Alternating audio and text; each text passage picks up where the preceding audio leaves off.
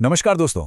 आज के इस ऐतिहासिक विश्लेषण में आपका बहुत बहुत स्वागत है। जरा इमेजिन कीजिए, हम और आप इस वक्त झांसी के किले की उन विशाल गूंजती हुई दीवारों के ठीक सामने खड़े हैं। एक स्थानीय इतिहासकार के नजरिए से जब मैं इन पुराने पत्थरों को छूकर महसूस करता हूं ना, तो सच कहूं ऐसा लगता है जैसे ये आज भी हमें अपनी अनकही कहानियां सुनाना चाहते हैं। तो चलिए वास्तुकला और बहादुरी के उस कमाल के कॉम्बिनेशन को समझने की कोशिश करते हैं जो आज भी पूरी दुनिया के लिए एक बहुत बड़ी पहेली बना हुआ है। अब आप एक पल के लिए 1858 की उस खौफनाक रात में चलकर देखिए। हर तरफ सिर्फ आग की लपटें हैं, तोपों की कानों को सुन्न कर देने वाली गड़गड़ाहट है और बारूद का वो दमघोंटू धुआं। अंग्रेजी सेना ने पूरे किले को चारों तरफ से जकड़ लिया था। अब ऐसे भयानक हालात में रानी लक्ष्मीबाई अपने दत्तक पुत्र को पीठ पर बांधकर किले से बिल्कुल सुरक्षित कैसे निकल गई? क्या वो रातों रात हुआ कोई चमत्कार था, या फिर किले की उन मोटी मोटी दीवारों के नीचे बिछी हुई गुप्त सुरंगों का कोई तिलिस्म? आइए आज इसी रहस्य से पर्दा उठाते हैं। अब एक सवाल उठता है कि आखिर झांसी का किला इतना खास क्यों था। देखिए, जब हम इस किले की बाहरी दीवारों को गौर से देखते हैं तो एक बात बिल्कुल साफ हो जाती है। जहां एक तरफ शाहजहां ने दिल्ली का लाल किला अपनी शानो शौकत और खूबसूरती दिखाने के लिए बनवाया था, वहीं झांसी के इस दुर्ग को राजा बीर सिंह देव ने एक बिल्कुल अलग ही सोच के साथ बनाया था। उनका मकसद एकदम क्लियर था, इसे एक अभेद्य सैन्य ढाल बनाना। इसकी डिजाइन, इसकी वास्तुकला ही इसकी सबसे बड़ी ताकत थी, जिसे भेद पाना किसी भी दुश्मन के लिए, सच कहूं तो लगभग नामुमकिन था। और पता है, 1858 की घेराबंदी के दौरान किले की यही मजबूत बनावट उनके सबसे ज्यादा काम आई। जनरल ह्यू रोज की अगुवाई में ब्रिटिश सेना ने किले पर अपना शिकंजा बहुत ज्यादा कस लिया था। अंदर के हालात वाकई बहुत डरावने हो चुके थे। सैनिकों का राशन धीरे धीरे खत्म हो रहा था, और सबसे खतरनाक बात, बारूद का भंडार भी अब ना के बराबर बचा था। जब हथियार और खाना दोनों ही साथ छोड़ने लगे, तब जाके इस किले की वो अचूक वास्तुकला ही अंदर मौजूद लोगों के बचने की आखिरी उम्मीद बन गई थी। इस किले के डिफेंस सिस्टम में एक नाम जो सबसे ऊपर आता है वो है कड़क बिजली तोप। नाम से ही कैसा खौफ आता है ना। इसकी सिर्फ एक गर्जना दुश्मनों के पसीने छुड़ाने के लिए काफी थी। लेकिन बात सिर्फ तोपों की नहीं थी। यहां छापामार युद्ध की उस बेहतरीन रणनीति को अपनाया गया था जिसने किले को अजेय बना दिया। ये बिल्कुल वैसा ही था जैसे महाराणा प्रताप ने अरावली की पहाड़ियों का चतुराई से उपयोग किया था। झांसी के इस किले ने भी रानी को एक वैसा ही अभेद्य और रणनीतिक सुरक्षा कवच दिया था। चलिए, अब हम किले के बाहरी हिस्से से थोड़ा और अंदर चलते हैं, पुराने महल की इमारतों की तरफ। इन अदृश्य और छिपे हुए दरवाजों को खोजना ना अपने आप में किसी भूल भुलैया को पार करने जैसा है।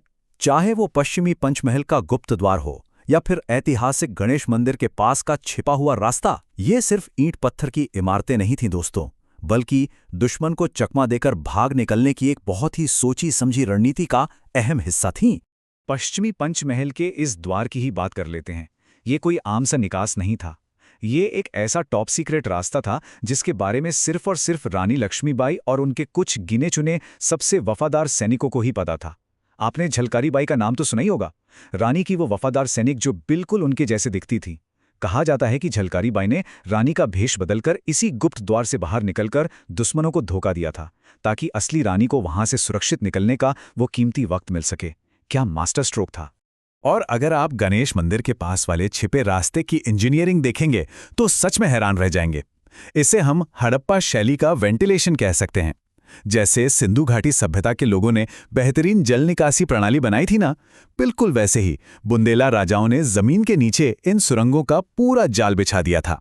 और ये सुरंगें कोई अंधेरी या घुटन भरी नहीं थी। युद्ध के वक्त महीनों तक छिपे रहने या लंबी दूरी तय करने के लिए इन्हें इतना हवादार बनाया गया था कि कोई भी इंसान आसानी से सांस लेते हुए वहां से सुरक्षित निकल सके। यहाँ के स्थानीय लोगों की बातों और लोक कथाओं के स्केल को समझने के लिए जरा एक नंबर पर गौर कीजिएगा। 15, जी हाँ 15 पीढ़ियों से चली आ रही यहाँ की कहानियां बताती हैं कि ये कोई 100-200 मीटर की सुरंग नहीं थी, बल्कि ये पूरी 15 किलोमीटर लंबी एक कंटिन्यूअस भूमिगत सुरंग थी जो सीधे झांसी के किले से शुरू होकर बरुआ सागर तक जाती थी। जरा सोच कर देखिए, एक किले के नीचे 15 किलोमीटर लंबा सेफ अंडरग्राउंड रास्ता, ये किसी इंजीनियरिंग चमत्कार से कम है क्या? बिल्कुल नहीं। अब यहां आकर हम एक बहुत ही दिलचस्प मोड़ पर खड़े हो जाते हैं। एक तरफ है पक्का इतिहास और दूसरी तरफ हैं लोकल कहानियां। एक तरफ हमारे पास दस्तावेजों में दर्ज इतिहास है जिसमें अंग्रेजों की उस क्रूर घेराबंदी के सबूत हैं और दीवार पर घोड़ों के खुरों के वो असली निशान हैं, और दूसरी तरफ वो किंवदंतियां हैं जो उस 15 किलोमीटर लंबी सुरंग और इन अंधेरे रास्तों में कहीं गहरे दबे हुए खजानों की बात करती हैं। अब भले ही इतिहास की किताबें हर एक सुरंग या खजाने की मोहर ना लगाएं, लेकिन ये कहानियां इस किले के रहस्य और इसके जादू को कई गुना बढ़ा जरूर देती हैं। खैर, उस घेराबंदी की रात असल में क्या हुआ था? अगर हम वापस किले की उस बाहरी दीवार को ध्यान से देखें जहां उस महान छलांग का जिक्र आता है, तो वहां आज भी घोड़े के खुरों के निशान उकेरे हुए दिखाई देते हैं। वो कोई मामूली छलांग नहीं थी दोस्तों, वो अपनी मातृभूमि को बचाने के लिए किया गया एक आखिरी, सबसे बड़ा और वीरतापूर्ण प्रयास था। ये एक ऐसा जज्बा था जो हमें सीधे भगत सिंह की महान शहादत की याद दिलाता है। मौत का कोई खौफ नहीं, बल्कि अपनी मिट्टी के लिए हंसते हंसते अपना सब कुछ न्यौछावर कर देने का असीम साहस। चलिए अब हम अपनी इस ऐतिहासिक जर्नी से वापस आज के समय में लौटते हैं। आखिर आज की पुरातात्विक सच्चाई क्या है? देखिए, पुरातत्व विभाग को असल में इन गुप्त सुरंगों के कई हिस्से मिले हैं।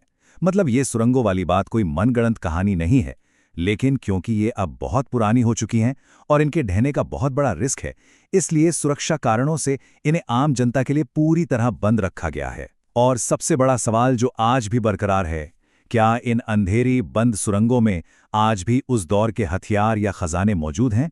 ये एक ऐसी अनसुलझी पहेली है जो आज भी इतिहासकारों को अपनी तरफ खींचती है। तो इस पूरी चर्चा के अंतिम पड़ाव पर एक सवाल बार बार मेरे जहन में आता है, क्या ये सुरंगें कभी अपने आखिरी रहस्य हमारे सामने खोलेंगी, या फिर ये हमेशा हमेशा के लिए रानी की विरासत की रक्षा करने के लिए ही बनी हैं? झांसी के इन मजबूत पत्थरों के नीचे न जाने हमारी भारतीय विरासत के कितने अनकहे रहस्य आज भी शांति से सो रहे हैं। इन्हें जानना सिर्फ इतिहास रटना नहीं है, बल्कि अपनी असली जड़ों और अपने पूर्वजों के उस अदम्य साहस को महसूस करना है। और इसी विचार के साथ हम आज का ये विश्लेषण यहीं समाप्त करते हैं। क्या बता कल को इन सुरंगों का कोई नया रास्ता दुनिया के सामने खुल जाए। तब तक के लिए विदा लेते हैं।